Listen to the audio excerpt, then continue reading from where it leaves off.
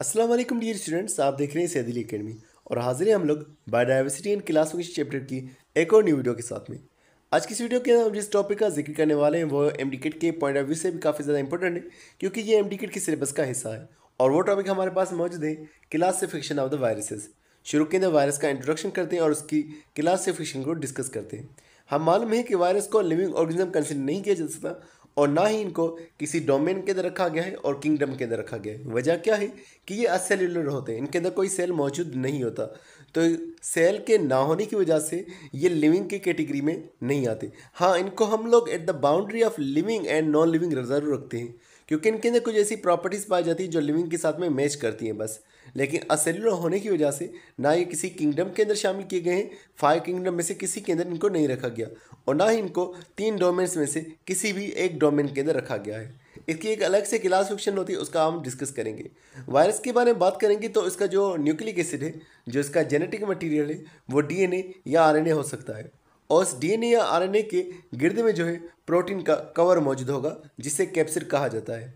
अगर हम बात करेंगे तो वायरस अपनी सारी एक्टिविटीज़ जो हैं वो खुद से नहीं कर पाता, उसे किसी ना किसी होस्ट के ऊपर डिपेंड करना पड़ता है। मतलब कि एक वायरस है जिसके पास है प्रोटीन का कवर मौजूद है और उसके अंदर उसका डीएनए पड़ा हुआ है, तो वो खुद से कुछ भी नहीं कर सकता। उसे लाजमी किसी न किसी जानदार के अंदर दाखिल होना पड़ेगा, होस्ट के अंदर दाखिल होना पड़ेगा। जिस जानदार को ये शिकार बनाएगा वो उसका होस्ट होगा। होस्ट इसका प्लांट, एनिमल या बैक्टीरिया हो सकता है। हम आगे डिस्कस करेंगे classification of the virus on the basis of host. तो होस्ट के अंदर जाकर के ये अपने डीएनए को भी बढ़ाता है और अपने लिए जो प्रोटीन ज़रूरी हैं जो इसके कवर को बनाएंगे उन्हें भी बना रहा होगा। मज़ीद लिखा हुआ है कि जब वायरस की क्लासिफिकेशन की जाती है तो उन उसूलों को फॉलो किया जाता है जो कि international committee on taxonomy of viruses की तरफ से दिए गए हैं। अब वायरस की क्लासिफिकेशन किस हिसाब से है? उनके जेनेटिक मटीरियल के हिसाब से, उनकी मार्फोलॉजी के हिसाब से, उनके होस्ट के हिसाब से, और किस तरह से वो रेप्लिकेशन करते हैं। क्या वो डीएनए में से आरएनए बना रहे हैं, आरएनए में से डीएनए बना रहे हैं? तो इस सारे तरीक़ेकार को हम लोग डिस्कस करते हैं। सबसे पहले बात करेंगे उन वायरसेस के हवाले से जो कि होस्ट के हिसाब से डिवाइड किए गए हैं। एनिमल वायरसेस, जिनको जूफेजिस कहा जाता है, जो कि एनिमल्स को शिकार बनाएंगे, ह्यूमन को भी नुकसान पहुंचा सकते हैं, दूसरे एनिमल्स को भी नुकसान पहुंचा सकते हैं। इनके अंदर इन्फ्लुएंजा वायरस है जो नज़ले ज़ुकाम वाला वायरस होगा। रेबीज़ वायरस है जो कि हमारे पास रेबीज़ की बीमारी काज करता है, रेबडो वायरस उसको कहा जाता है। फाइटोफेजिस वो वायरसेस जो कि प्लांट को नुकसान पहुंचाते हैं। उसके अंदर टोबैको मोसिक वायरस हमारे पास आ जाता है, पोटैटो वायरस आ जाता है। उसके अलावा हमारे पास कॉलीफ्लावर मोसिक वायरस जो है वो भी आ रहा था। बैक्टीरियोफेजिस वो वायरस जो कि बैक्टीरिया को नुकसान पहुंचाते हैं। T4 वायरस, लेमडा फेज, ये इसके अंदर आ जाएंगे। यहाँ पर हमारे पास चौथी किस्म भी लिखी हुई है उन वायरसेस की जो कि आर्किया को नुकसान पहुंचा रहे हैं। तो ये है हमारे पास आर्किया वायरसेस जो कि आर्किया को नुकसान पहुंचा रहे हैं। इसके अंदर जो एग्जाम्पल लिखी हुई है वो हमारे पास मौजूद है, सल्फोलोबस स्पिंडल शेप्ड वायरस। तो मुख्तलिफ वायरसेस है जो कि 4 अलग अलग कैटेगरीज में डिवाइड किए गए on the basis of the host. अब हम जिक्र करते हैं कि किस तरह से वायरस को उसकी मार्फोलॉजी के हिसाब से, उसकी शक्ल के हिसाब से अलग अलग तौर पर क्लासीफाई किया गया है। सबसे पहले जो वायरसेस डिस्कस किए जा रहे हैं वो है हमारे पास हेलिकल वायरसेस। वो वायरसेस जिनके अंदर जो है हेलिकल शेप का कैप्सिड मौजूद होता है और वो कैप्सिड जो है उसके न्यूक्लिक एसिड के सराउंडिंग में मौजूद होता है। 2 एग्जाम्पल्स लिखी हुई, टोबैकोमोसिक वायरस और रेबीज़ वायरस। आपने बस ये ध्यान में रखना है कि ये एग्जाम्पल्स किसके साथ शामिल हो रही है। मिसाल रेबीज़ वायरस जो है वो हेलिकल वायरस के अंदर आ रहा है, इस तरह से टोबैकोमोसिक वायरस ये भी हेलिकल वायरस के अंदर आ रहा है। उसके अलावा हमारे पास मौजूद है इकेसोहेड्रल वायरसेस।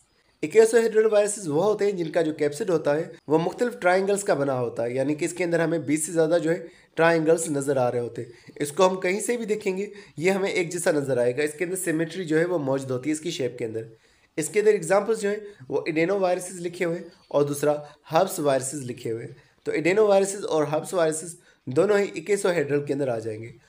फिर उसके अलावा कॉम्प्लेक्स वायरसेस, इनके अंदर हमारे पास जो शक्ल हो सकती है वो हेलिकल वाली भी हो सकती है या इकेसोहेड्रल वाली कंबाइन में हो सकती है, या इसके अंदर टेल वाला स्ट्रक्चर भी मौजूद हो सकता है। तो ये कॉम्प्लेक्स स्ट्रक्चर जो कि बैक्टीरियोफेज के अंदर हमें देखने को मिलता है। उसके अलावा वायरसेस इनवेलप्ड भी होते हैं और दूसरे नॉन इनवेलप्ड भी होते हैं, यानी कि उनके कैप्सिड के ऊपर अगर एक लिपिड की लेयर मौजूद होगी तो इसे इनवेलप्ड वायरसेस कहा जाएगा। ये लिपिड की लेयर कहाँ से आती है? जिस सेल को ये नुकसान पहुँचाते हैं उसकी मेम्ब्रेन को तोड़ करके ये अपने पास शामिल कर लेते हैं। तो होस्ट सेल की मेम्ब्रेन में से ये जो है इनवेलप निकाल लेते हैं जो कि कैप्सिड को फिर सराउंड करेगी। इसके अंदर एग्जाम्पल इन्फ्लुएंजा वायरस हो गए और दूसरा HIV वायरस हो गया। दूसरे होते हैं नॉन इनवेलप्ड वायरसेस जिनके ऊपर कोई भी हमें कवरिंग देखने को नहीं मिलेगी।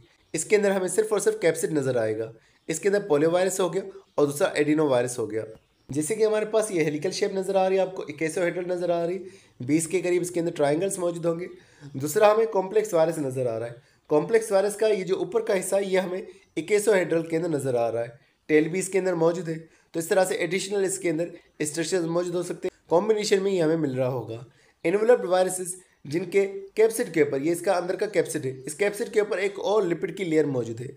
नॉन एनवेलप्ड जिसके ऊपर कोई भी हमें लिपिड की लेयर नज़र नहीं आएगी। तो इस तरह से हमारे पास ये वायरस हो गए on the basis of morphology. अब हम बात करेंगे वायरस को किस तरह से उनके जेनेटिक मटेरियल के हिसाब से क्लासीफाई किया गया है। पहले आपको ये ध्यान में रखना पड़ेगा कि वायरस के अंदर डीएनए भी मौजूद हो सकता है, आरएनए भी मौजूद हो सकता है, और ये डीएनए 2 धागों वाला भी हो सकता है, डबल स्टैंडर्ड, या फिर सिंगल स्टैंडर्ड डीएनए भी मौजूद हो सकता है। अगर हम बात करेंगे डीएनए के हिसाब से वायरस की क्लासिफिकेशन और किस तरह से उनमें डबल स्टैंडर्ड या सिंगल स्टैंडर्ड डीएनए पाया जा रहा है, तो जिनके अंदर डबल स्टैंडर्ड डीएनए पाया जा रहा है उसके अंदर एग्जाम्पल है एडिनो वायरसेस। ये एडिनो वायरसेस रेस्पिरेटरी इन्फेक्शंस को काज कर रहे हैं। हर्ब्स वायरसेस दाने हमारे पास काज करते हैं, इसके अंदर जो वायरसेस हैं वो हर्ब्स वाले वायरसेस हैं, और दूसरे चिकन पॉक्स वाले वायरस जो है वो भी इसी की कैटेगरी के अंदर आ जाते हैं।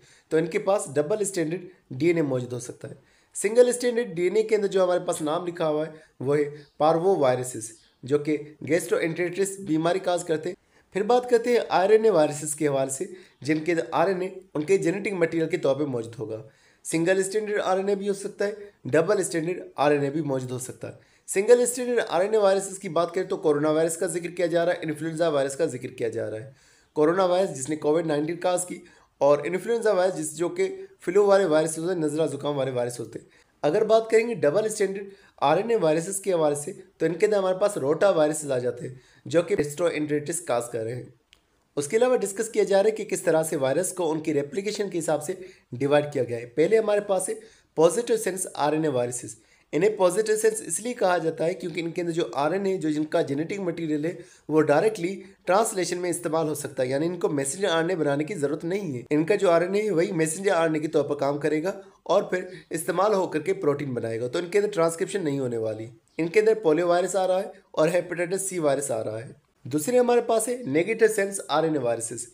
ये वो होते हैं जिनका जो आरएनए मौजूद होगा पहले वो मैसेंजर आरएनए बनाएगा और एंजाइम का इस्तेमाल करेगा जो कि आरएनए पॉलीमरेज, और फिर मैसेंजर आरएनए जब बन चुका होगा फिर उसके बाद वो मैसेंजर आरएनए इस्तेमाल होगा ट्रांसलेशन के लिए, यानी प्रोटीन बनाने के लिए। इसके अंदर एग्जाम्पल है रेबीज़ वायरस, और दूसरा यहाँ पर नाम लिखा हुआ है इबोला वायरस। अगर हम बात करेंगे इस इबोला वायरस के हवाले से, तो ये एक बीमारी काज करता है जिसे इबोला हेमर्जिक फीवर कहा जाता है। इसके अंदर बहुत तेज़ बुखार आता है, उसके अलावा ब्लीडिंग भी हो रही होती है और ऑर्गन फेल भी हो रहे होते हैं। तो ये बहुत ही ज़्यादा डेडली डिजीज़ जो है काज कर रहा होता है।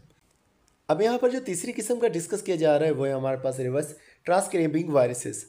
ये वो वायरसेस होते हैं जो कि डीएनए वाले हो सकते हैं या आरएनए वाले हो सकते हैं। इनके अंदर आरएनए या डीएनए पाया जाता है, लेकिन ये अपने रेप्लिकेशन के प्रोसेस के दौरान में एक आर्जी मॉलिक्यूल बना लेंगे। मिसाल के तौर पर अगर आरएनए वायरसेस हैं तो वो जो है डीएनए के अंदर बदल जाएंगे, तो वो डीएनए इंटरमीडिएट एक बना लेंगे। और अगर इस तरह से डीएनए वायरसेस होंगे तो वो अपने में से एक आरएनए बना लेंगे, क्योंकि आरएनए में से ये डीएनए बना रहे हैं, ट्रांसक्रिप्शन को उलट कर रहे हैं। वरना नॉर्मल ये होता है कि डीएनए में से आरएनए बन रहा होता है, क्योंकि ये ट्रांसक्रिप्शन का उलट कर रहे हैं इसीलिए इनको रिवर्स ट्रांसक्रिप्टिंग वायरसेस कहा जाता है। तो अगर हम एग्जाम्पल की बात करेंगे उन वायरसेस की जिनके आरएनए जीनोम मौजूद है, तो उसके अंदर एग्जाम्पल है एचआईवी वायरस, जिसे रेट्रो वायरस भी कहा जाता है, और एचआईवी वायरस जिस बीमारी को काज करता है उसे एड्स कहा जाता है। अगर हम उन वायरसेस की बात करेंगे जिनके अंदर डीएनए उनके जीनों के तौर पर मौजूद होता है, तो इसके अंदर हेपेडेना वायरसेस आ जाते हैं जो कि हेपेटाइटिस को काज करने वाले हैं। हेपेटाइटिस बी वायरसेस जो है वो इसके अंदर आ जाते हैं। यहाँ पर कुछ और जानदारों का भी जिक्र किया जा रहा है जो वायरस से भी और ज़्यादा छोटे होते हैं। उन्हें प्रायोन्स या वायरोड्स कहा जाता है, जो कि वायरस की ही तरह असेलुलर होते हैं, तो इनको भी लिविंग ऑर्गेनिज्म कंसिडर नहीं किया जाता। अगर प्रायोन्स की बात करेंगे तो ये प्रोटीन के बने होते हैं, और अगर वायरोड्स की बात करेंगे तो ये आरएनए के धागे के बने होते हैं। अगर बात करेंगे वायरोड्स के हवाले से, तो ये प्लांट्स में बीमारियां काज करते हैं, लेकिन प्रायोन्स जो होते हैं ये प्लांट्स में नहीं बल्कि एनिमल्स में ज़्यादातर बीमारियां काज कर रहे होते हैं। तो यहाँ पर लिखा हुआ है कि दोनों ही प्लांट्स के अंदर बीमारियां काज करते हैं, जो कि दुरुस्त बात नहीं है। प्लांट्स के अंदर वायरोड्स जो हैं वो बीमारियां काज कर रहे होते हैं। तो डियर स्टूडेंट, आज के लिए बस इतना ही था। उम्मीद करता हूँ ये वीडियो आपको पसंद आई होगी। इंशाल्लाह मिलते हैं नेक्स्ट वीडियो में, तब तक आप बहुत सारा ख्याल रखिएगा। अस्सलाम वालेकुम।